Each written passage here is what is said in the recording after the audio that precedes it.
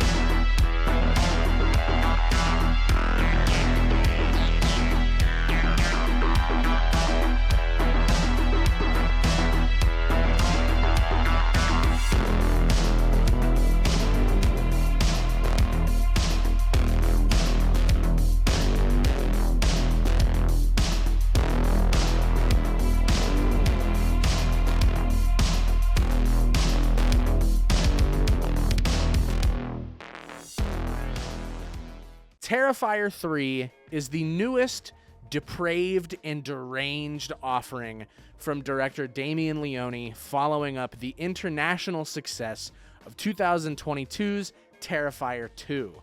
The series began with its 2016 original entry, which I had become conscious of after its 2018 Netflix release. I think it came out. I'm pretty sure it hit Netflix in 2018. We also took a look at that one last year for 31 for 31, where I believe I gave it an 8. It's really been something to see the Terrifier franchise and the Art the Clown character ascend from what more or less looked like a film school project to 2-hour-long feature films that get released in my local AMC theater. Terrifier 2, the film in the franchise that started to really push them to cultural relevance, was an expansion on everything the original Terrifier had done.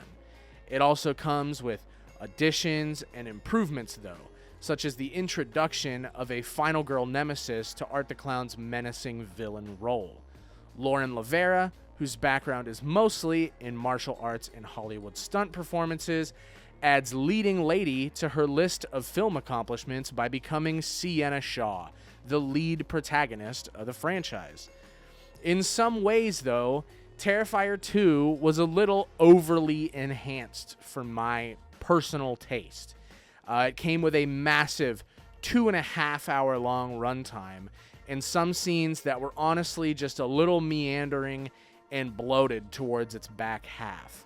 Following a theatrical re-release of Terrifier 2 last year, we got our very first look at the film that's on the slate for today.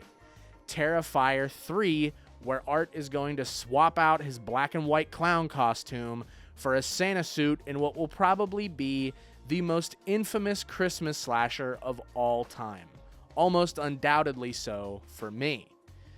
During the build-up to Terrifier 3's release, we got a whole lot of speculation and conversation around what the film would be like this time around. In general, the talk around Leone's films usually turns into, what's he gonna do to outdo himself this time? The Terrifier series is known for Leone's signature use of intense and gratuitous practical gore effects.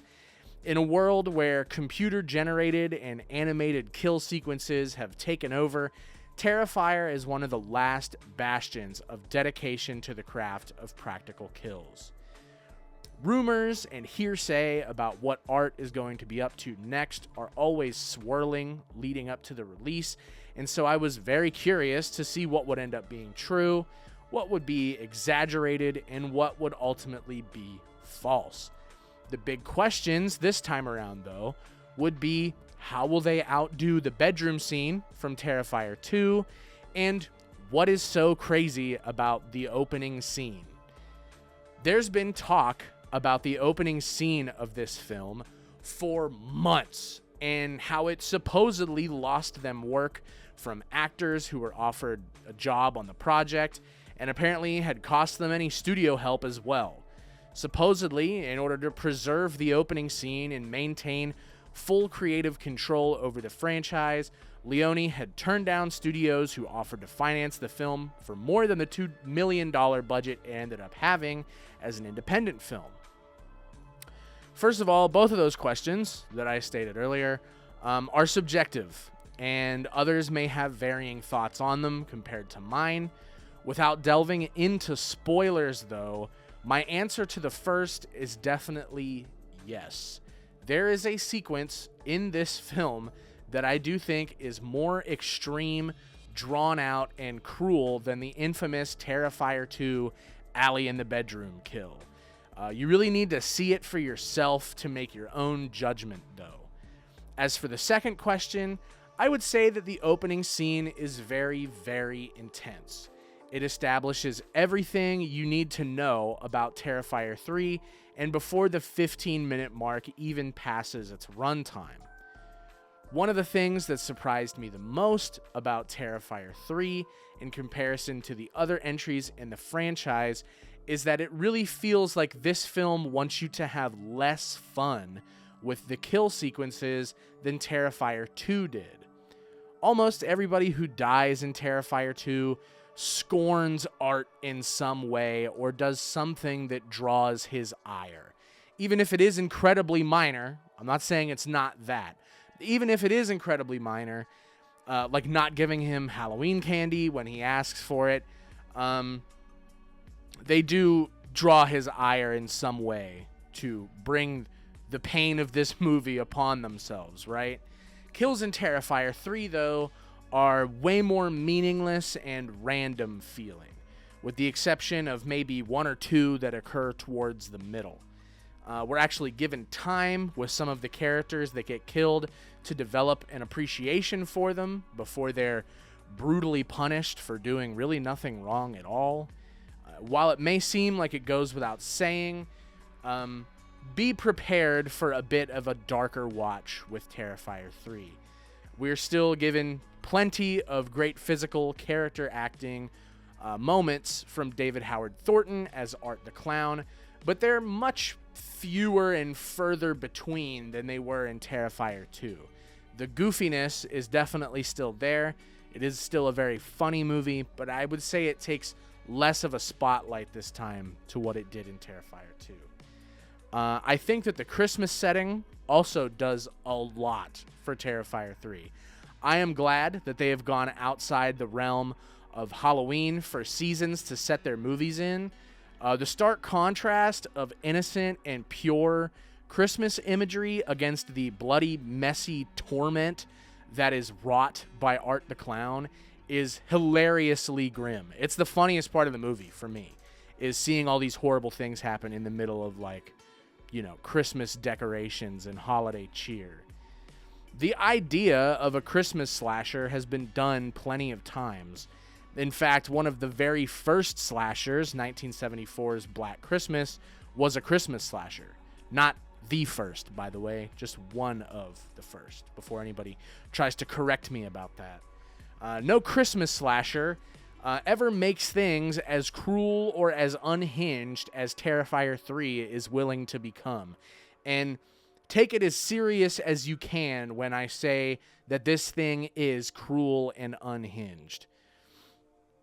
As a bit of a warning, this movie goes somewhere that almost no popular film or video game will ever go.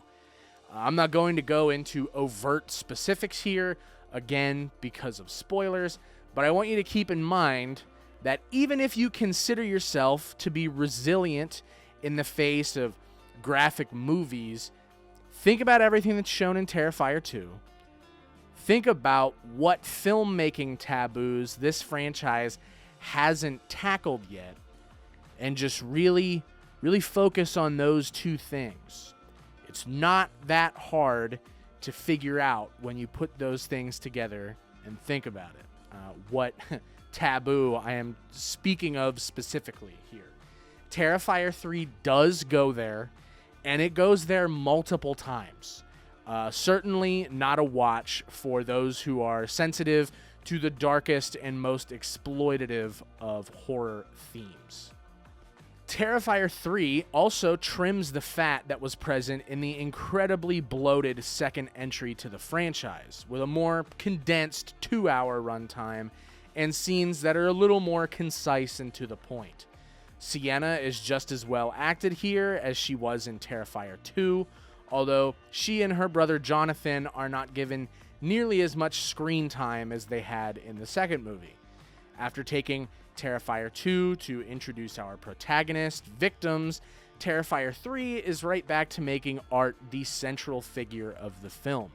The supernatural story elements introduced in the second are also extended upon, but it definitely does not give you all of the answers you're probably looking for.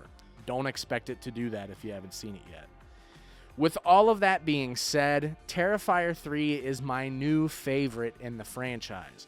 It's a perfect blend of dark depravity and sinister tone of the original Terrifier, with the expanded supernatural story, final girl protagonist, and elongated kill sequences of Terrifier 2.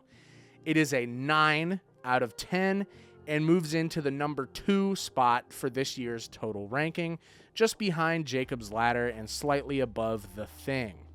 Let me know down below what you thought of Terrifier 3, and be sure to like the video and subscribe if you'd like to see more. Thank you very much for watching today's episode of 31 for 31, and we'll see you in the next one.